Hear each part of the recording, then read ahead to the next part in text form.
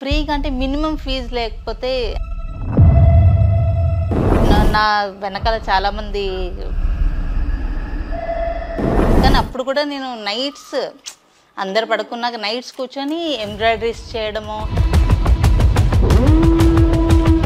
9 గంటల్లో 108 చేశాను. నా ఫస్ట్ వరల్డ్ రికార్డ్ అదనమాట, high range book of world records.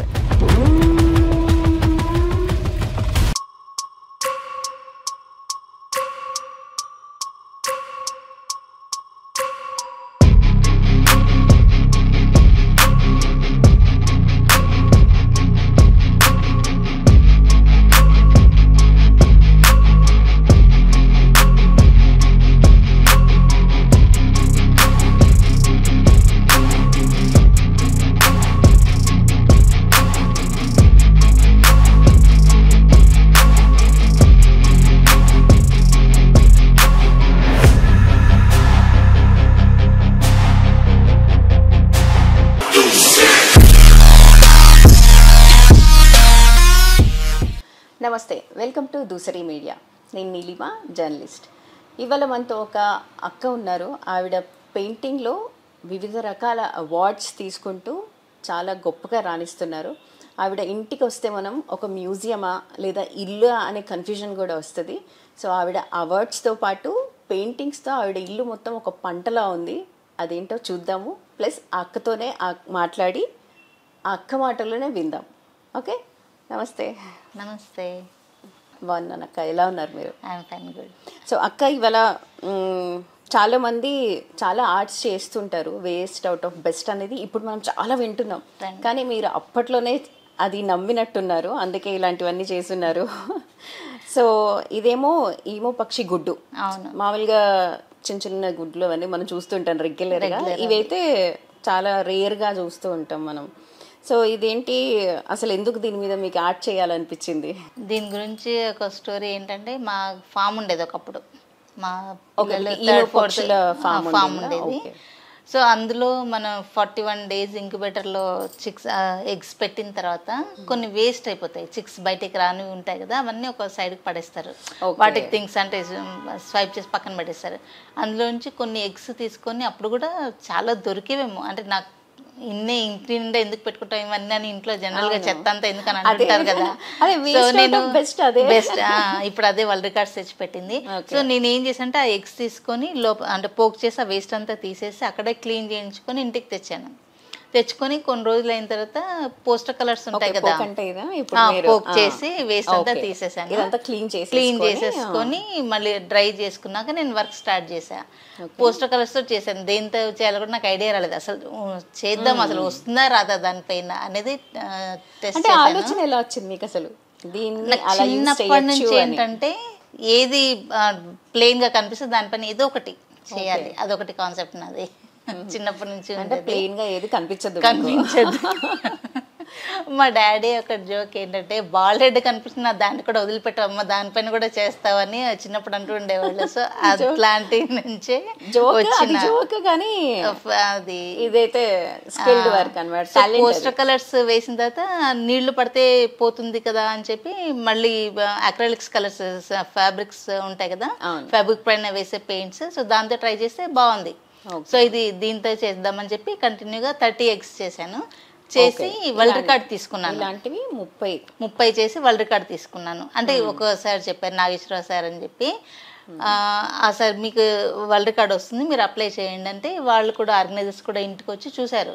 చూసి వాళ్ళు 2-3 times వచ్చారు. వచ్చి ఇలా ఏమంటారు, ఎగ్ ఒరిజినల్ కాదని చెప్పి చెక్ చేసి, మళ్ళీ ఇంకా కొన్ని చేయండి, చేసిన తర్వాత మళ్ళీ వచ్చాక అప్పుడు కన్ఫర్మ్ చేస్తామంటే, మళ్ళీ ఇంకా కొన్ని చేశాక కన్ఫర్మ్డ్ అనమాట. ఇంకా అది ఎవరు చేయలేదు. ఓకే, అంటే ఇప్పుడు మీరు వన్ అండ్ ఓన్లీ అక్క అనొచ్చు, ఏకైక స్కిల్డ్. సో ఈమో ఎగ్స్ కి మీ స్పెషాలిటీ అంటే ఇది అనమాట. సో అక్క అలాగే మళ్ళీ దీంట్లో 30 తర్వాత ఇంకా 20 చేసి నా వరల్డ్ రికార్డ్ నేనే బ్రేక్ చేసుకున్నాను. 30 తర్వాత 20, సో టోటల్ 50. చేసి నా వరల్డ్ రికార్డ్ నేనే బ్రేక్ చేసుకున్నాను. ఇప్పుడు మనకి ఇవి ఎక్కడ దొరకట్లేదు. ఇప్పుడు ఉన్నారా అంటే ఈ ఆర్ట్ చేసే వాళ్ళంటే ఈమో ఎక్స్ పైన చేసే వాళ్ళంటే మీకంటే ఫామ్ ఉంది కాబట్టి మీకు ఐడియా వచ్చింది, అసలు దొరకట్లేదు ఎక్కడ కూడా, ఎక్స్ దొరకట్లేదు అసలు ఎక్కడ లేవు, ఆలోచన కూడా లేదు అసలు. లేదు అసలు నాకు కావాలంటే కూడా ఇంకా దొరకట్లేదు, నేను ఇంకా చేద్దామంటే కూడా. సో తెలిసిన వాళ్ళు ఉంటారు కదా, సో ట్రై చేస్తే కూడా లేవు పక్షులన్నీ ఇప్పుడు ఇక్కడ జూలో 2 కొన్ని ఉన్నాయేమో అంతే, వాళ్ళు మనకి ఇవ్వరు కాబట్టి. వాళ్ళు ఇవ్వరు మనకి కాబట్టి అప్పుడు నాకేదో వచ్చిన ఆలోచన ఎందుకు వేస్ట్ గా పడేయాలి అని దాన్ని బెస్ట్ గా చేశారు. అండ్ రికార్డ్స్ కూడా జాతీయ అంతర్జాతీయ రికార్డ్స్ అన్ని మీరు సంపాదించుకున్నారు. సో మన హైదరాబాద్లో ఇలాంటి స్కిల్డ్ వాళ్ళు ఉన్నారు అంటే ఇట్స్ గుడ్. అండ్ అక్క అలాగే మీరు Guinness book of records and Asian book of records, world records కూడా మీరు సంపాదించుకున్నారు కదా.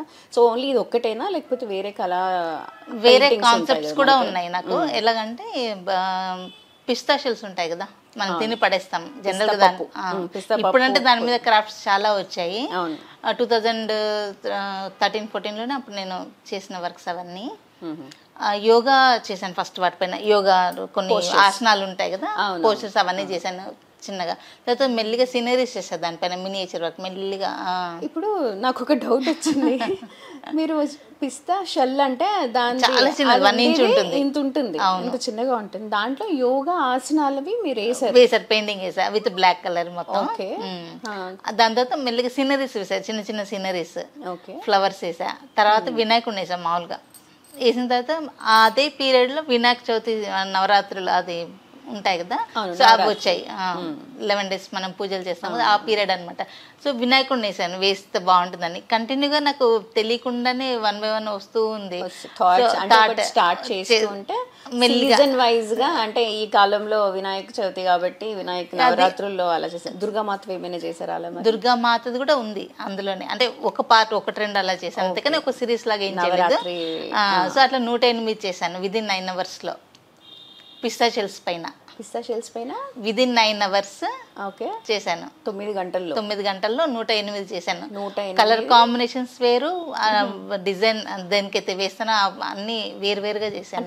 కాంపిటీషన్ కాదు, జస్ట్ మామూలుగా హోమ్ ఇంట్లో కూర్చొని చేశాను. మామూలుగా నేను ఇంట్లో కూర్చొని టైం సెట్ చేసుకొని 9 గంటల్లో చేశాను. ఒక్కొక్కటి 5 minutes 8 minutes 2 minutes అట్లాగా అనమాట, డిపెండ్ ఆన్ వర్క్. సో అందులోనే ఒక పిస్తాలో స్టార్టింగ్ శివుడు, పార్వతి, వినాయకుడు, కుమారస్వామి 4 ఉంటారు ఒక పిస్తా షెల్ పైన. ఈ ఆర్ట్కి అయితే మీరు ఏదైతే చెప్తున్నారో నవరాత్రులకి, అంటే వినాయక నవరాత్రులకి మీరు చేసిన థీమ్ అనుకోవచ్చు, ఒక సిరీస్ లాగా చేసాము అని అంటున్నారు. ప్లస్ అలాగే నేను విన్నది ఏంటంటే నటరాజ భంగిమలు కూడా చేశారు అని. 108 నటరాజ భంగిమలు ప్లస్ అబ్దుల్ కలాం గారివి కూడా వేశారు. సో అంటే అలా అంటే ఈ దేవుళ్ళవి అని అంటే అది ఇన్బిల్ట్ ఉంటుంది మనకి తెలుగు వాళ్ళకి కాబట్టి, మరి అబ్దుల్ కలాం గారిది ఎందుకు వేయాలంటే? ఆయన చనిపోయిన నాటికి 84 years. అంటే ఆయన అంటే నాకు బాగా ఇష్టం. అంటే ఆయన చాలా కష్టపడి బాగా పైకి వచ్చిన వ్యక్తి, అంటే ఒక ఇన్స్పైర్ పర్సన్ కదా. సో అది ఆయన చనిపోయినట్టుగా 84 years కదా, 84 portraits ఒక ఎగ్ పైన చేసి చెప్తాం, దానికి కూడా వరల్డ్ రికార్డ్ వస్తుంది నాకు. సో మన నేషనల్ ఫ్లాగ్ వచ్చి 3 colors కదా, ఆరెంజ్, అది వేసాను. వేసిన తర్వాత అబ్దుల్ కలాం పోర్ట్రేట్స్ 84 వేసాను అందులో. ఆయన ప్రొఫెషనల్ ఏంటి, రాకెట్ అంటే స్పేస్ కి సంబంధించి కదా, ఆ రాకెట్ అది వేసాను అందులో. సో అది కూడా world record concept. Abdul Kalam గారివే పోర్ట్రేట్స్ 84 పోర్ట్రేట్స్ వేసాను. అవి కూడా మాకు ఒకసారి చూపించాను, అంటే ఎలాంటి పోస్టర్స్ చేశారు అనేది. పోర్ట్రేట్స్ ఓన్లీ ఫేస్ వర్క్ చేశాను. అదంటే అన్ఫినిష్డ్ వర్క్, అది నాకు చేయడానికి టైం దొరకట్లేదు. అది స్టార్ట్ చేసి కూడా వెరీ లాంగ్ బ్యాక్. సో అది కంప్లీట్ చేశాక నేను వరల్డ్ రికార్డ్ తీసుకున్నా, అప్పుడు మళ్ళీ ఛానల్ కి మనకి ఇంకొకసారి ఉంది అనమాట ఇంటర్వ్యూ. అయితే ఇన్ని రికార్డ్ సాధించిన మీకు గురువే లేరంట? అవునండి. అసలు గురువు లేకుండా, అంటే మామూలుగా గురువుని పెట్టి ఇప్పుడున్న జనరేషన్కి కానీ ఇంతకు ముందున్న జనరేషన్కి కూడా కానీ టీచర్ని పెట్టి అన్ని నేర్పించినా కానీ ఇన్ని రికార్డ్స్ రావు. సో మీరు ఎలా సాధించారు? ఏంటి మీకున్న ఇన్స్పిరేషన్, ఆస్పిరేషన్, గోల్ ఏంటి అసలు? ఇన్స్పిరేషన్ అంటే నా వర్క్స్ నేను చేసుకుంటూ వెళ్ళిపోయాను. నాకు ఇది వరల్డ్ రికార్డ్ వస్తుందని కూడా నాకు తెలియదు అసలు. యాక్చువల్లీ దేనికి కూడా వరల్డ్ రికార్డ్ వస్తుందని తెలియదు. కాకపోతే ఒక నాగేశ్వరరావు సార్ ఉన్నారు. సో సార్ నాకు ఆయన కూడా world record holder. So he had some idea కదా, సో నాకు అది షేర్ చేశారు ఆర్గనైజర్స్ తోటి నాకు చూపించి. సో వీళ్ళు పరిచయం చేశారు, Suman sir and Srikanth sir అని, high range book of world records. నా ఫస్ట్ వరల్డ్ రికార్డ్ అదనమాట, high range book of world records. So వాళ్ళకి ఈము ఎగ్స్ అవన్నీ కూడా ఇంకా వాళ్ళతోనే జర్నీ స్టార్ట్ అయింది నా వరల్డ్ రికార్డ్స్ అన్నీ కూడా. ఓకే, అంటే ఇవి కాకుండా మీరు ఇంకా తంజావూర్, నిర్మల్ పెయింటింగ్స్, కలంకారీ ఇవన్నీ నేర్చుకున్నారా? ఇవి కూడా మీరు శిల్పారామం కూడా నేర్చుకున్నా. ఈ 6 months కోర్స్ ఉంటుంది, నిర్మల్ పెయింటింగ్స్ కానీ, కలంకారీ కానీ, తంజూర్ కానీ. తంజూర్ వచ్చి ఓన్లీ 10 days ప్రోగ్రామ్, అది ఒక బోర్డే అది చెప్పింది. ఓకే, సో తర్వాత నా సెల్ఫ్ వాటికి సంబంధించి ఏమైనా వేసారా? తంజూర్ వర్క్ ఒకటి చేశాను, పెద్దవి అంటే చిన్న చిన్నవి చేసి, అంటే కొన్ని సేల్ అయిపోయి, కొన్ని ఉన్నాయి హాఫ్ ఫినిషింగ్ స్టేజెస్లో, కొన్ని ఉన్నాయి ఇంకా చేయాలి జర్నీ. ఓకే, అయితే అక్క నేను ఇందాక మీ ఇంటికి వచ్చినప్పుడు రాగానే ఒకటి అబ్జర్వ్ చేశాను. మామూలుగా బ్రషెస్ అంటే నాకు తెలిసి మా పాప కూడా ఇస్తుంది, నాకు తెలిసి అంతవరకే చూసాం, చిన్న చిన్నవి మ్యాక్సిమం ఇంత పొడుగు ఉండేవి చూస్తాను. అవును, నాకు ఇక్కడ చాలా పొడుగుది కనిపించింది, చాలా పెద్ద పెయింటింగ్ బ్రష్, వాల్ బ్రష్ లాగా ఉంది. ఇదేంటి ఒకసారి చెప్పరా దీని గురించి? ఇదేంటంటే కర్ణాటకలో నాకు భారత్ కళా సంఘ్ ఆర్గనైజేషన్ వాళ్ళు నాకు ప్రజెంట్ చేసిన బ్రష్ అనమాట అది. ఓకే, ప్రెసిడెంట్ని చేశారు తెలంగాణ స్టేట్ నుంచి. So I'm very happy, I'm very thankful to Kumar sir. Okay, అంటే అది బాధ్యత పెరిగిందనే చెప్పాలి దాంతో, అంటే కొన్ని ప్రోగ్రామ్స్ చేయాలి అంటే ఇది పెయింటింగ్ చేయడానికి చేయొచ్చు. పెద్ద పెద్ద ఆర్ట్ వర్క్స్ ఉంటే చేయొచ్చు, అంటే 6 feet 7 feet పెద్ద పెద్ద ఆర్ట్ వర్క్స్ ఉంటాయి కదా, దాంతో ఇవి అంత పెద్ద చేయలేదు, 4x5 వరకు అంతవరకే. ఓకే, ఇంకొకటి కూడా చూసాను బ్రష్, బ్రష్ పైన మీ ఫోటో ఉంది. దీనికి ఏంటంటే 300 వరల్డ్ రికార్డ్స్, 300 వరల్డ్ రికార్డ్స్ అని నా మంచి ఫ్రెండ్, ఒక నాకు టామ్ అండ్ జెర్రీ లాగా రోజు పోట్లాడుకుంటాము, రాహుల్ అని నాకు తమ్ముడు లాగా అనమాట. సో ఆ అబ్బాయి నాకు చేసి ఇచ్చాడు, శ్రీకాకుళంలో ఉంటాడు, ఈజ్ అ వండర్ఫుల్ ఆర్టిస్ట్ అనమాట. సో ఆయన అక్క నేను మీకు చేసిస్తాను అని చెప్పి నాకు సర్ప్రైజ్, అన్ని ఇట్లాగే సర్ప్రైజ్ గిఫ్ట్స్ ఇస్తా ఉంటాడు నాకు. సో ఆయన ఇది బ్రష్ పైన 300 వరల్డ్ రికార్డ్స్ వచ్చిన సందర్భంగా నా కాన్సెప్ట్స్ కూడా వరల్డ్ రికార్డులో వచ్చేలాగా పెయింట్ చేసి ఇచ్చాడు. అదే ఇక్కడ ఇంకోటి చూస్తాను నేను, వరల్డ్ లో శివుడిది ఉంది, అదేంటంటే ఈము ఎగ్ కాన్సెప్ట్ అనమాట అది. సో నెక్స్ట్ పిస్తా షెల్, ఇది పిస్తా షెల్ రికార్డ్ లో. తర్వాత హోల్డర్ లో ఇంకొకటి ఉంది, హోల్డర్ లో అదే ఆయిస్టర్స్ కాన్సెప్ట్. సో ఆయిస్టర్స్ అంటే ఇవే కాదు, ఆల్చిప్పలు ఉంటాయి కదా. ఓకే ఓకే, ఆల్చిప్పలు చిన్నవి మన సముద్రంలో అక్కడిక్కడ దొరుకుతుంటాయి కదా. సో నేను కలెక్ట్ చేసుకున్నవి శ్రీశైలంలో అక్కడిక్కడ వెళ్ళినప్పుడు, ఇసుకలో మనకి ఉన్నప్పుడు అక్కడ కలెక్ట్ చేసుకున్నవి నేను దానిపైన వర్క్స్ చేశా. అది ఆయిస్టర్స్ పైన వర్లీ ఆర్ట్ స్టైల్లో 108 నటరాజ స్వామి భంగిమలు. ఓకే, అది చేశానమాట. ఓకే, ఒక్కొక్క దాని మీద ఒక్కొక్క భంగిమ. ఓకే, అదే 108 నటరాజ స్వామి భంగిమలు ఆయిస్టర్స్ పైన చేశాను. సో దానికి వరల్డ్ రికార్డ్స్. ఏంటి మీరు యూనిక్ అంటే ఎందుకు మీరు అలా ఎంచుకున్నారు? ఎంచుకోవడం కాదు, డిఫరెంట్ థాట్స్ స్పాంటేనియస్ గా కొన్ని థాట్స్ వస్తాయి, నా ఫ్రెండ్స్ కూడా కొన్ని షేర్ చేస్తా ఉంటాను. పెయింటింగ్స్ అనగానే పేపర్స్ పైన, క్యాన్వాస్ల పైన, లేదంటే డ్రాయింగ్ షీట్స్ పైన, పోస్టర్స్ పైన వేస్తారు. కానీ అదే అందుకనే బెస్ట్ అవుట్ ఆఫ్ వేస్ట్ అన్నారు కదా, అందుకని ఇవొకటి, ఆయిస్టర్లు ఒకటి, పిస్తా షెల్స్ ఒకటి, ఇవి మీరు ఎంచుకున్న మీ. ఇంకా 2 కాన్సెప్ట్స్ కూడా ఉన్నాయి, అవి రెడీ అవుతున్నాయి. అవి రెడీ అయ్యాక 500 వరల్డ్ రికార్డ్స్ తీసుకోవాలని నా మెయిన్ గోల్ అనమాట. యాజ్ అ ఉమెన్ బీయింగ్ లో 500 రీచ్ అవ్వాలని చెప్పి. సో ఆ 2 కాన్సెప్ట్స్ కూడా యాజ్ సూన్ యాజ్ కంప్లీట్ చేసి రికార్డ్స్కి అప్లై చేయాలి. అయితే ఇప్పుడు మీకు గురువే లేరు అసలు, ఇంకా ఇన్ని రికార్డ్స్ సంపాదించారు, ప్లస్ ఇన్ని మీ ఇంటి నిండా అవే ఉన్నాయి, రికార్డ్సే ఉన్నాయి, పెయింటింగ్సే ఉన్నాయి. ఇది ఒక చిన్న చిన్న మ్యూజియం అనొచ్చేమో, రకరకాల డిఫరెంట్ టైప్ ఆఫ్ ఆర్ట్స్తోని. సో మీ ఫ్యామిలీ సపోర్ట్ ఎలా ఉంది దీనికి? ఫ్యామిలీ సపోర్ట్ ఫుల్ ఉంటుంది. అంటే నేను వాళ్ళని డిస్టర్బ్ చేయను, వాళ్ళు నన్ను డిస్టర్బ్ చేయరు. ఎలాగంటే వాళ్ళకి కావాల్సిన పనులన్నీ రైట్ టైంలో చేసి పెట్టేసి రెస్ట్ ఆఫ్ ద టైంలో నాకు నేను టైం తీసుకుంటాను. సో ప్రతి ఉమెన్ దగ్గర అంటే ఏదో ఒకటి టాలెంట్ ఉంటుంది.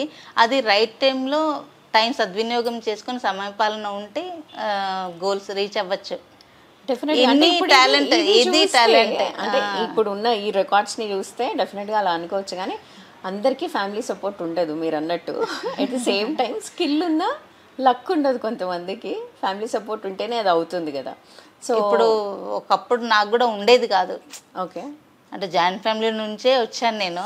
సో అప్పుడు జాయింట్ ఫ్యామిలీ అంటే చాలా చాలా హెవీ వర్క్స్. కానీ అప్పుడు కూడా నేను నైట్స్ అందరు పడుకున్నాక నైట్స్ కూర్చొని ఎంబ్రాయిడరీస్ చేయడము, లేదంటే ప్రాక్టీస్ అంటే అంటే నాకు ఆయిల్ పెయింటింగ్స్ ఇవన్నీ కూడా ఉంటాయి కదా, నైట్స్ కూర్చొని చేయడము, నైట్ అవుట్స్ బాగా నైట్ అవుట్స్ చేశారు అనమాట. ఇప్పుడు కూడా అప్పుడప్పుడు నాకు ఇప్పుడు ఈ వర్క్ ఉంది, రాముడు ఒకటి చేయాలి, నైట్స్ కూర్చొని చేయాలి నేను. అంటే నేను ఇన్స్టిట్యూట్కి వెళ్ళాలి, ఇన్స్టిట్యూట్ నుంచి వచ్చిన తర్వాత వంట చేసి అవునండి, వంట చేసిన తర్వాత ఇంకా భోజనం చేశాక ఇంకా అప్పుడు వర్క్ స్టార్ట్ చేసుకుంటాను. ఇంకా అది ఎంత లేట్ అవుతుందో కూడా తెలియదు నాకు. కళ్ళు బరువు ఎక్కి స్ట్రెయిన్ అవుతే తప్ప నాకు అది టైం చూసుకుంటే 2 అవుతుందో 1:30 అవుతుందో 3 అవుతుందో తెలియదు. సో అప్పుడు మళ్ళీ పొద్దున్న లెగవాలి కదా, సో అప్పుడు ఐ విల్ టేక్ రెస్ట్ అనమాట. సో ఇది మీ ప్యాషనే కాకుండా స్ట్రెస్ బస్టర్ కూడా ఉండొచ్చా? స్ట్రెస్ బర్న్ కూడా అవుతుంది. ఓకే, అయితే అక్కడ అంటే ఈ ఆర్ట్ ఏదైతే మీరు మీ స్వతహాగా నేర్చుకున్న ఆర్ట్ ఏదైతే ఉందో అది మీ వరకే ఎండ్ అవ్వద్దు అని ఇన్స్టిట్యూట్ కూడా స్టార్ట్ చేశారు మీరు, కాసల చిత్రకళ అకాడమీ కదా. సో అది అంటే అకాడమీ ఎందుకు స్టార్ట్ చేయాలనుకున్నారు? నేను మల్కాజ్గిరి ఉండేదాన్ని ఒకప్పుడు, మా 97లో అక్కడ ఉన్నాం. 97 నుంచి నా ఫ్రీ టైం అంటే ఖాళీగా ఉండడం ఇష్టం ఉండదు. చిన్నప్పటి నుంచి డాడీ మోటివేషన్ అనుకోవచ్చు, టైం సద్వినియోగం చేసుకోవాలని చిన్నప్పటి నుంచి మాకు బ్రెయిన్లో ఫీడ్. సో అదొకటి ప్లస్. అప్పుడు ఒక స్కూల్ అంటే ఇంట్లో నా ఫ్రెండ్స్ వచ్చారు ఒకప్పుడు, మా సిస్టర్ వాళ్ళ ఫ్రెండ్ వచ్చి మీ ఏదో వేసుకునే చూపిస్తాం కదా ఇలాగా, అట్లా చూపించండి, వేస్తుంటారు కదా మీరు, చూపించండి కొన్ని ఆర్ట్స్ పెట్టుకుంటే చూపించడం జరిగింది. మా పిల్లలకి చెప్పండి మీ ఆర్ట్ మీ దగ్గరే పెట్టుకుంటారా అనే దానికి నాకు వాళ్ళ పిల్లలే వచ్చేవాళ్ళు. సో అలాగా ఒకళ్ళు ఇద్దరు వచ్చారు. తర్వాత ఇంకా మళ్ళీ 30-40 మెంబర్స్ వరకు కూడా ఇంట్లో సమ్మర్ అంతా వచ్చేవాళ్ళు. ఇల్లు సరిపోయేది కదా, అంతా చేసేదాన్ని, రెగ్యులర్ కూడా చెప్పేదాన్ని అప్పుడు. సో ఆ జర్నీ అలాగా. ఇన్స్టిట్యూట్ పెట్టడం దేనికంటే కరోనా టైంలోనే పెట్టాను. అంతకంటే ముందే ఇన్స్టిట్యూట్ పెట్టాలి, ఎవరిని అప్రోచ్ అవ్వాలి ఏంటంటే తర్వాత నాకు ఒక కాంటాక్ట్ దొరికింది, దాని త్రూ ఇన్స్టిట్యూట్ రిజిస్టర్ చేశాను. చేసి ఇంకా ఫుల్ ఫ్లెడ్జ్డ్గా అంటే ఇన్స్టిట్యూట్ నుంచి ఏదో ఒకటి చేస్తున్నాను కార్యక్రమాలు. అంటే పిల్లలకి అంటే వేరే ఏజ్ గ్రూప్ లేడీస్ కానీ ప్రజెంట్ పిల్లలే. నాకు మల్కాజ్గిరిలో ఉన్నప్పుడు పెద్దవాళ్ళు కూడా నేర్చుకున్నారు. కూడా వచ్చారు. ఓన్లీ అంటే ఫ్యాబ్రిక్ పెయింటింగ్ కూడా చేస్తారా? ఓన్లీ ఇలాంటివేనా? ఫ్యాబ్రిక్ చేస్తాను, oil paints, water colours, posters, everything, every medium I use.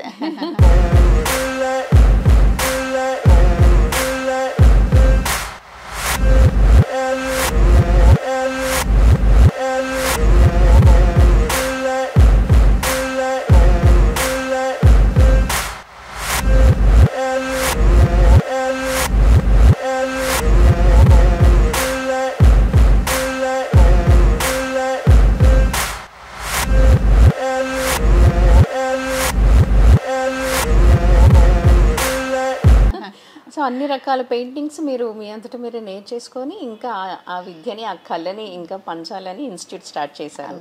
So దీంట్లో ఏమైనా కాంపిటీషన్స్ పెడుతూ ఉంటారా పిల్లలు? నా ఇన్స్టిట్యూట్ నుంచి యూత్ స్కిల్స్ డే అని ఒకటి పెట్టాను. సో వర్క్ షాప్స్ కూడా తెలంగాణ ఫెస్టివల్స్ అని చెప్పి 2-3 టైమ్స్ పెట్టినట్టున్నాను.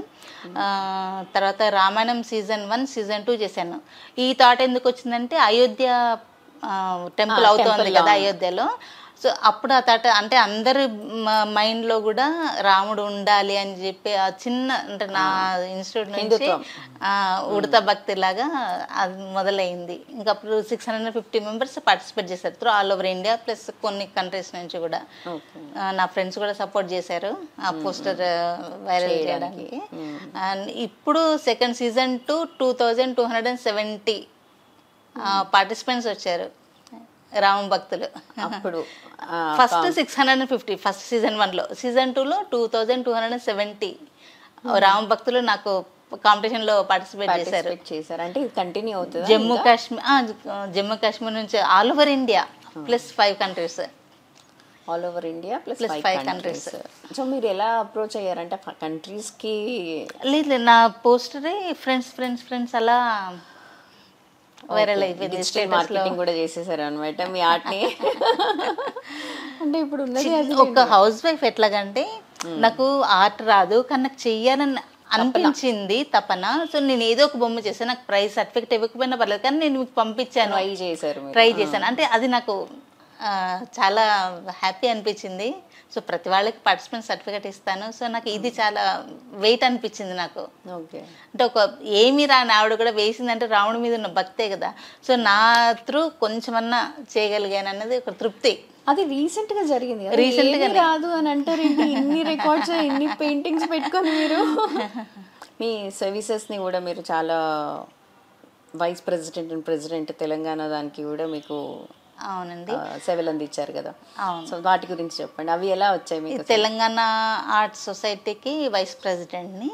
సో నా త్రూ చేయాలి చాలా అనుకున్నాను. అంటే గవర్నమెంట్ హెల్ప్ కూడా నేను కావాలి అని నేను ఛానల్ పరంగా చెప్తున్నాను. నా నెక్స్ట్ క్వశ్చన్ అదే ఉండింది. తెలంగాణ దానికి మీరు ఆర్ట్ సర్వీస్ వైస్ ప్రెసిడెంట్ గా ఆ క్వశ్చన్ మళ్ళీ వేసుకున్నాను. సర్వీస్ చేశారు కదా. సో ఇది ఎట్లాగంటే ప్రెసిడెంట్ చేసిన తర్వాత కొన్ని కార్యక్రమాలు చేయాలి, అంటే ఎగ్జిబిషన్స్ పెట్టడం కానీ అలాంటివన్నీ కూడా. సో వాళ్ళ ఆర్ట్ అసోసియేషన్ కూడా అంటే కొన్ని వర్క్స్ వాళ్ళకి నా త్రూ ఏమన్నా హెల్ప్ అవుతే నేను అంటే ఈ వర్క్స్ ఇప్పించాలి. అంటే కొన్ని ప్రైవేట్ నుంచి కానీ గవర్నమెంట్ నుంచి వర్క్స్ తీసుకొచ్చి వాళ్ళకి ఇవ్వాలి. అంటే గవర్నమెంట్ నుంచి నేను వర్క్స్ తీసుకొని ఇప్పుడు మిల్క్ సంబంధించినవి ఉన్నాయి, యాడ్స్ అన్నీ ఎవరు చేస్తారు? వాళ్ళ ఆర్ట్ అసోసియేషన్ వీళ్ళు ఉంటారు, వీళ్ళు చేస్తారు కదా. సో అలాంటివన్నీ వర్క్స్ ఏమంటే నా త్రూ ఏమన్నా ఉంటే నేను వాళ్ళకి ఇప్పించగలగాలి. అంటే అసోసియేషన్ సొసైటీ నుంచి చూడాలి. సో ఏమైనా అయ్యాయా మీతో? నాతో ఇంకా అవ్వలేదు అలాంటివి. అంటే నాకు టైం దొరకట్లేదు, కాకపోతే నా ఇంకా పైన ఉన్నారు కదా. So they look after. అయితే రీసెంట్గా ఇందిరమ్మ ఇళ్ళు అని చెప్పి మేము గవర్నమెంట్ని కొంతమంది ఆర్టిస్టులు కలిసి అప్లికేషన్స్ అన్ని ఇవ్వడం జరిగింది. సో అది వస్తే లక్కీగా దేవుడి దేవల్ల చిన్న హెల్ప్ చేసిన వాళ్ళం అవుతాము. అంటే నేను ఒక్కదాన్ని కదా, నా వెనకాల చాలా మంది కష్టపడతారు. నేను ఒక్కదాన్ని అని నేను ఎప్పుడు చెప్పను, చాలా కష్టపడతారు నా ఫ్రెండ్స్. సో అంటే మీ ఫ్రెండ్ సపోర్ట్ ఉంది, మీ ఫ్యామిలీ సపోర్ట్ ఉంది, అంటే మీదంతా ఇట్లా ప్లెయిన్ అంటే స్మూత్ గోయింగేనా? Smooth going. అంటే హర్డల్ ఉంటాయి కానీ అవన్నీ పట్టించుకోవద్దు మనం. అవి పట్టించుకొని దాని మీదే ఫోకస్ చేస్తే మనం చేయాల్సిన కార్యక్రమం వెనక్కి వెళ్ళిపోతుంది కదా. ఎప్పుడైనా అంటే మీరు చిన్న వయసు నుంచి చేస్తున్నా అని చెప్తున్నారు కదా, ఎప్పుడైనా బ్రేక్ వచ్చిందా మీకు? అంటే చేయలేకపోతున్నా అని మదన పడ్డ రోజులు ఏమైనా ఉన్నాయా? కొన్ని ఉంటాయి, ఫ్యామిలీస్ అన్నాక కొన్ని అవన్నీ కొంచెం అంటే నేను అవన్నీ పట్టించుకోను. ఎంత పెద్ద ప్రాబ్లమ్స్ నేను ఫేస్ చేశాను, చేస్తున్నా, అవన్నీ నేను పట్టించుకోను. అంటే నేను చేయాల్సింది ఏంటి, మంచి కార్యక్రమం, నెక్స్ట్ ఏంటి, వాట్ నెక్స్ట్ ఇదే. మీ గోల్ ఏంటి అసలు? అంటే ఏదో సేవ చేసుకుంటూ వెళ్ళిపోవాలంతే. అంటే ఒకటి నేర్చుకోవాలి. నాకు వచ్చిన విద్య, నేను పెద్ద ఆర్టిస్ట్ నేను ఎప్పుడు చెప్పను, నాకు వచ్చింది 10 మందికి నేర్పించాలి. ఇప్పుడు మీ ఇన్స్టిట్యూట్లో ఎవరికైనా ఫ్రీగా చెప్తున్నారా? ఫ్రీగా అంటే మినిమం ఫీజు లేకపోతే అంటే చెప్పడం కష్టం. వాల్యూ ఇవ్వరు ఫస్ట్. అంటే మినిమం ఫీజు తీసుకుంటా అంతే. అంటే if compare to other institute నా దగ్గర చాలా తక్కువ. అసలు అది నాకు అప్ అండ్ ఫేస్ కూడా నాకు సరిపోతుంది. కాకపోతే నేను చెయ్యాలి, ఒక 10 మంది నేర్పించాలనేది ఒకటి స్ట్రాంగ్ మీ సంకల్పం పెట్టుకున్నారు కాబట్టి. సో మినిమం ఫీజు మీరు అన్నట్టు ఫీజు లేకపోతే, గురుదక్షిణ లేకపోతే దానికి విలువ ఉండదు. అవునక్క, నిజం, అది 100%. ఇంకొకటి మా ఛానల్ త్రూ అంటే గ్యాలరీస్ ఉంటాయి కదా, మేము exhibitions, art galleries. So exhibitions పెట్టాలనుకున్నప్పుడు గ్యాలరీస్కి రేట్స్ కొంచెం తగ్గించాలి అనేది నా మెయిన్. ఎందుకంటే మిడిల్ క్లాస్ ఉమెన్స్ ఉంటారు, లోవర్ ఉంటారు, హయ్యర్ ఉంటారు. హయ్యర్ ఎంత రేట్లు ఉన్నా వాళ్ళు ఆర్ట్ ఎగ్జిబిట్ చేయాలనుకున్న వర్క్స్ ఎలాంటివి ఉన్నా వాళ్ళు ఎగ్జిబిట్ చేసుకుంటారు. సో మిడిల్ క్లాస్ వాళ్ళకి ఫ్యామిలీకి చూసుకోవాలి, సపోర్ట్ చేసుకోవాలి, వాళ్ళు అంత ఎఫర్ట్ చేయలేరు. లోవర్ వాళ్ళు అంటే ఆర్ట్ వర్క్స్ ఉంటే మంచి మంచి ఆర్టిస్ట్ ఉన్నారు, నాకు తెలిసిన ఫ్రెండ్స్ బోల్డ్ మంది ఉన్నారు. ఓకే. సో వెనకడుగు వేస్తున్నారు, వాళ్ళకి ముందుకు వెళ్ళడానికి లేదు వాళ్ళకి. అంటే ఇప్పుడు ఆర్ట్ గ్యాలరీస్ అంటే ఇప్పుడు 3-4 days అయిందనుకో థౌజండ్స్ ఆఫ్ రూపీస్ ఖర్చు వస్తుంది మాకు. ఇప్పుడు ఆర్టిక్ మెటీరియల్స్కి పెట్టుకోవాలి, ప్లస్ ఎగ్జిబిట్ చేసుకోవాలన్నప్పుడు దానికి పే చేయాలి. అంటే హస్బెండ్స్ ఎంతమంది సపోర్ట్ చేస్తారు, అలాగా ఎవరో ఒకళ్ళు చేస్తారు, వాళ్ళకి సపోర్ట్ దొరుకుతుంది. కానీ నెంబర్ ఆఫ్ ఆర్టిస్టులు అందరూ వెనక ఉంటున్నారు కదా. ఓకే. అంటే ఇప్పుడు మీరు తెలంగాణ ఆర్ట్ సొసైటీ ఆఫ్ దాంట్లో వైస్ ప్రెసిడెంట్గా ఉన్నారు కదా, ఇప్పుడు ఇది గవర్నమెంట్ పార్టే కదా, సో దాని నుంచి ఏమి అంటే ఆర్ట్ మెటీరియల్స్ కానీ లేదంటే గ్యాలరీ సపోర్ట్ చేయడం లేదు. ఇప్పుడు స్టేట్ ఆర్ట్ గ్యాలరీ అంటే అది ఫ్రీగా ఇవ్వాలి కదా, అది పేడ్ అవుతుంది, హై పేడ్. దానికి కూడా మినిమం ఉంటుందేమో 6,000 per day ఉంది. 6,000 per day. అక్క, ఇప్పుడు మీరంటే ఎఫర్ట్ చేయగలుగుతున్నారు మీ ఫ్యామిలీ సపోర్ట్ వల్ల. సో ఇలాంటి టాలెంటెడ్ ఉన్న వాళ్ళు చాలామంది ఉన్నారు, నాకు తెలిసి మీకు తెలిసి కూడా. సో మీ ఇన్స్టిట్యూట్లో కూడా చాలామంది చేస్తున్నారు. సో వాళ్ళకి ఆర్ట్ గ్యాలరీలు పెట్టాలి అంటే, లేదు అని అంటే వాళ్ళ ఆర్ట్ని మొత్తం ఎగ్జిబిషన్ లాగా చేయాలి, మ్యూజియంలో పెట్టాలి, మ్యూజియం కాదు సారీ, వాళ్ళ ఆర్ట్ని ఎగ్జిబిషన్ లాగా ఎగ్జిబిట్ చేయాలి అని అంటే, సో వాళ్ళ అందరికీ ఒకేలా ఫైనాన్షియల్ సపోర్టింగ్ ఉండదు కాబట్టి, సో వాళ్ళకి ఏమైనా మీ తరఫు నుంచి, అంటే మీరు తెలంగాణ తరఫు నుంచి ఉన్నారు కాబట్టి, అంటే వైస్ ప్రెసిడెంట్గా ఉన్నారు కాబట్టి, మీ సపోర్ట్ నుంచి మీరు ఏమైనా సపోర్ట్ చేయగలుగుతున్నారా? ఇది ముఖ్యంగా చెప్పాలనుకుంటుంది ఏంటంటే, చాలామంది ఆర్టిస్టులు కొంతమంది ఎఫర్ట్ చేయగలుగుతారు ఎగ్జిబిషన్స్కి, వాళ్ళు అడిగిన పేమెంట్ డిమాండ్స్కి దే కెన్ ఎగ్జిబిట్. ఇప్పుడు కొంతమంది ఆర్థికంగా వెనకబడిన వాళ్ళు, కొంతమంది అంటే నేను చేయాలని సంకల్పం బలంగా ఉన్న వాళ్ళు కొంతమంది ఎగ్జిబిట్ చేయగలుగుతారు. So what about the rest of the artist? అంటే మంచి మంచి కళాకారులు అండి, చాలా మంచి మంచి కళాకారులు ఉన్నారు. వాళ్ళకి సపోర్ట్ గవర్నమెంట్ ఇవ్వాలని నా చిన్న డిమాండ్. అంటే ఎగ్జిబిట్ పెట్టుకోవడానికి, జస్ట్ ఎగ్జిబిట్ పెట్టుకోవడానికి కొన్ని అంటే వాళ్ళు చేసిన ఆర్ట్ 10 మంది చూస్తే ఇంకా చేయాలి, మంచి మంచి ఆర్ట్ వర్క్స్ అన్ని బయటకు వస్తాయి. అన్ని వంటింటికే పరిమితం అవుతున్నాయి కదా, అంటే ఇంట్లోనే పెట్టుకుంటున్నారు, ఎగ్జిబిట్ చేయాలి, ఇంకెందుకు చేయాలక్క అని చెప్పి ఎంతమంది అంటారు. నిజంగా కూడా అడిగారు నన్ను అలాగా, ఇంకెన్ని చేసుకుంటా, ఎన్ని ఇంట్లో పెట్టుకుంటాం అని అంటారు. సో అది వెనకబడకుండా అంటే కొన్ని ఎగ్జిబిట్ చేస్తుంటే, కొన్ని సేల్ అవుతుంటే వాళ్ళ కొద్దిగా స్మాల్ ఇన్కమ్ వస్తూ ఉంటుంది. ఇన్కమ్ వస్తే సో దాన్ని బట్టి ఇంకా మంచి మంచి ఆర్ట్ వర్క్స్ బయటకు వస్తాయి. ఆ కళాకారులను బయటకు తీయాలంటే గవర్నమెంట్ సపోర్ట్ 100% ఉండాలి. ఇది ఒక చిన్న డిమాండ్ అనుకోండి, ఇంకా నన్ను రిక్వెస్ట్ అనుకోండి. కానీ ఆ ఉమెన్స్ కోసం మాత్రం గవర్నమెంట్ సపోర్ట్ చాలా అవసరం. ఇంకా మీ దగ్గర ఎంతమంది ఉండుంటారు? అంటే మీరు అంత ఆవేదనతో ఎక్స్ప్రెస్ చేస్తుంటే నాకు అర్థమవుతుంది మీ దగ్గర చాలా మంది పెద్ద క్రౌడ్ ఉందని. చాలా ఉమెన్ ఆర్టిస్ట్ నేను చాలా సపోర్ట్ చేస్తాను. అంటే బేస్ వర్క్స్ నుంచి నా దగ్గర నాకు డౌట్స్ అడుగుతుంటారు. అంటే నేనేం పెద్ద ఆర్టిస్ట్ కదా, నాకున్న నాలెడ్జ్ని నేను చెప్తుంటాను, ఇది ఇలా చేసుకోండి, అది అలా చేసుకోండి అని చెప్తూ ఉంటాను. సో అది అంటే అంటే తయారవుతున్నారు కదా ఆర్టిస్టులు, వాళ్ళు ఎగ్జిబిట్ చేయాలంటే వాళ్ళకి వేరే ప్లేస్ ఏం లేదు, గ్యాలరీస్కి వెళ్తే అందుబాటులో లేవు. సో ఏం చేయాలి, అట్లీస్ట్ గవర్నమెంట్ చిత్రసంత లాగా బెంగళూరులో ఉన్నట్టుగా ఇక్కడ హైదరాబాద్లో కూడా ఉంటే చాలా బాగుంటుంది అనేది నా చిన్న కోరిక. చిన్న కోరిక కాదు, ప్రతి ఆర్టిస్ట్కి ఉన్న కోరిక అది. అంటే ఇక్కడ నుంచి కర్ణాటక వెళ్ళి అక్కడ ఎగ్జిబిట్ చేసేదానికంటే అదే మన హైదరాబాద్లో ఉందనుకోండి, ఎక్కడో ఒక ప్లేస్లో శిల్పరామం ఉంది, ఇలాంటి ఎగ్జిబిట్ ప్లేస్ చాలా ఉన్నాయి కదా. సో అక్కడ ఎగ్జిబిట్ చేసేసుకుంటే ఇలాంటివి వాళ్ళ ఆర్ట్ వర్క్స్ అన్ని కొన్ని సేల్ అవుతుంటాయి, కొన్ని ఇంట్రెస్టెడ్ పీపుల్ ఆర్టిస్ట్ పరిచయం అవుతారు. సో వాళ్ళకు ఒక హెల్ప్ చేసిన వాళ్ళం అవుతాం. ఈ చిత్రసంత కనుక హైదరాబాద్లో వచ్చింది అంటే చాలా పెద్ద హెల్ప్ అది ఆర్టిస్టులకి. చిత్రసంత మన కర్ణాటకలో ఉంది, అది బెంగళూరులో ఉంది. అది ఎవ్రీ ఇయర్ అక్కడ గవర్నమెంట్ చాలా సపోర్ట్ చేస్తుంది. అది మన గవర్నమెంట్ కూడా మనకి ఎందుకు చేయకూడదు, చేయాలి. తెలంగాణ ప్రభుత్వం చాలానే సపోర్ట్ చేస్తుంది. సో మీరు అన్నట్టు అంటే మహిళలకి ఇంకా ఎక్కువ సపోర్ట్ చేస్తే మంచి మంచి ఆర్టిస్టులు వాళ్ళు ఎంత స్ట్రగుల్డ్ లైఫ్ అయినా కూడా వాళ్ళు బేర్ చేసుకున్న ఆర్ట్లోనే మాకు కొంచెం రిలీఫ్ దొరుకుతుంది. సో ఆర్ట్ వర్క్స్ బయట సేల్ అవుతాయి, ఇంకా మాకు ఇంకా జోష్ పెరిగి ఇంకా మంచి మంచి ఆర్ట్ వర్క్స్ చేస్తాము కదా, డిఫరెంట్ ఆర్ట్ వర్క్ ఫార్మ్స్ చేస్తాము. సో పెద్ద హెల్ప్ అవుతుంది మాకు. సో ఇప్పుడు మీరు చేసిన ఆర్ట్లన్నిట్లో తంజావూర్, నిర్మల్, కలంకారీ ఇవన్నీ ఉన్నాయి. వీటితో పాటు వీటికి ఏమైనా పేర్లు పెట్టారా మీరు? లేదండి, ఏం పేర్లు పెట్టలేదా? దానికి ఏం పేర్లు లేవు. అంటే జస్ట్ క్రాఫ్ట్ అంటే డిఫరెంట్ ఆర్ట్ ఫార్మ్స్ అంతే. అది జస్ట్ ఆర్ట్ అంటే మనకి ఏ థాట్ వస్తే ఇంకా దానిపైన చేయడం అంతే. ఆ మూమెంట్లో ఆ ఎగ్ పట్టుకున్నప్పుడు నేను ఏం చేయాలనుకుంటే అదే చేస్తాను. మీ మైండ్లో ఏది స్ట్రైక్ అయితే అది అక్కడ పడిపోతుంది అనమాట ప్రింట్. నేను ఉమెన్ పడే స్ట్రగుల్డ్ లైఫ్ కూడా ఒకటి పెయింటింగ్ చేశాను. అంటే చిన్నప్పుడే అంటే అమ్మాయిలు ఎన్నో రకాలుగా ఫేస్ చేస్తుంటారు కదా. సో ఒక పెయింటింగ్ లో మొజాయిక్ స్టైల్ వర్క్, అంటే లైఫ్ అంతా కూడా బ్రేక్స్ లాగా ఉంటుంది కదా. సో మొజాయిక్ స్టైల్లో అమ్మాయి కళ్ళు అంటే నీరు కాడుతున్నట్టుగా ఉంటుంది, నైఫ్ పట్టుకొని గొంతు కోస్తున్నట్టుగా ఉంటుంది, తర్వాత మంటల్లో ఉన్నట్టుగా ఉంటుంది. అదే టెండర్ లీవ్స్ లో కూడా చూపించాను. అంటే నేచర్ టు ఉమెన్ అంటే ఇది కదా, దగ్గర కనెక్షన్ కదా. సో అందుకనే అది ఒకటి పెయింటింగ్ చేశాను. అందుకే అది చూపిస్తాను. కవులు కూడా నేచర్ తో అమ్మాయిని పోలుస్తారు. సో మీరు కూడా అదే చేశారు అనమాట. మీ ఆర్ట్ ని అలా అమ్మాయిని పుట్టుక నుంచి తన చనిపోయేంత వరకు అన్ని స్టేజెస్ ని మీరు ఆర్ట్ రూపంలో చూపించాను. అక్క, మీరు ఏదైతే గవర్నమెంట్ని కోరుకుంటున్నారో సో అది 100% మన వాళ్ళు చూడాలి.